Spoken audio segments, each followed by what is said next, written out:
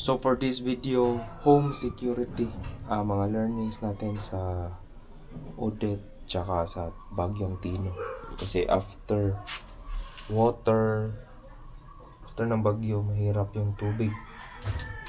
So ito, naglagay tayo ng automatic na may float valve yan para yung water storage.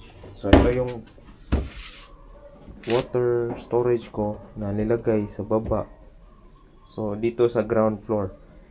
So yung laman nito, ipapump niya sa mga water tank sa taas. Meron akong dalawang water tank na system. So ito yung primary storage. So yan. Automatic yan. Primary storage. Then niran ako ng pipe dito. Ito yung water pump na kasaling binaha during the Tino. So far, nag-survive naman. So, just make sure na i-maintain nyo yung water pump. So, yan. Water pump. So, yung in, tsaka out. Then, kaya to iakyat hanggang 3rd floor ng bahay. So, meron akong 1 HP na water pump. AC. 220 volts. Okay. So, meron naman akong dito toggle switch left and right kasi meron akong dalawang water tank. So whichever, ito yung sensor na kung puno na doon sa taas, automatic mag-shut off yung water tank. Okay, tapos yung mga valve ko dito is ito yung choice kung saan i-feed yung water tank.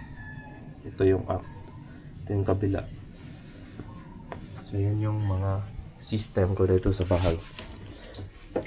So, meron rin akong float switch. Ito. So, kung puno na, siya, magta-turn on na ipapump na niya dun sa taas. Meron rin akong ganito doon, each water tank. Then, sensor sila. Kung puno na, kung akyat na yung tubig, yan, float yan, mag-o-off na rin yung water pump. Ito, kung mag-empty yung water tank, mag-o-off na rin yung pump. So, ganun yung system.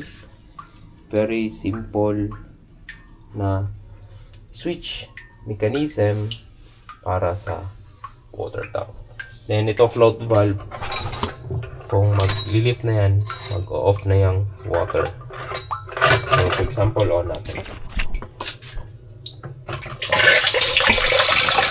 Kung akit na yung water level yan, automatic shut off yan. And yung system sa very effective to, lalo na pag walang agas yung tubig kasi pahirapan ng tubig ngayon. Okay. So, non-filtered water to kasi ito yung ginagamit namin storage para sa pangligo at panghugas. So, isa to sa water tank. Okay. Ayan. Another water system is the filtration system. So, dito sa likod ng kitchen, meron akong nilagay na filtration system. 3-stage filter system. So, 1, 2, 3. So, mga sediment filter to. Ang lalaki niya. Then, meron akong valve, entry, and bypass. Meron rin akong bypass doon. Kung sakaling meron akong i-repair dito,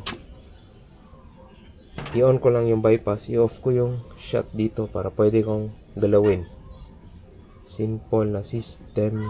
So, 1, 2, 3 filter system para ito sa drinking water namin. Kasi, ayaw na namin magdepende sa mga long lines ng water filling station. So, nag-create na lang ako ng sarili kong water refilling station.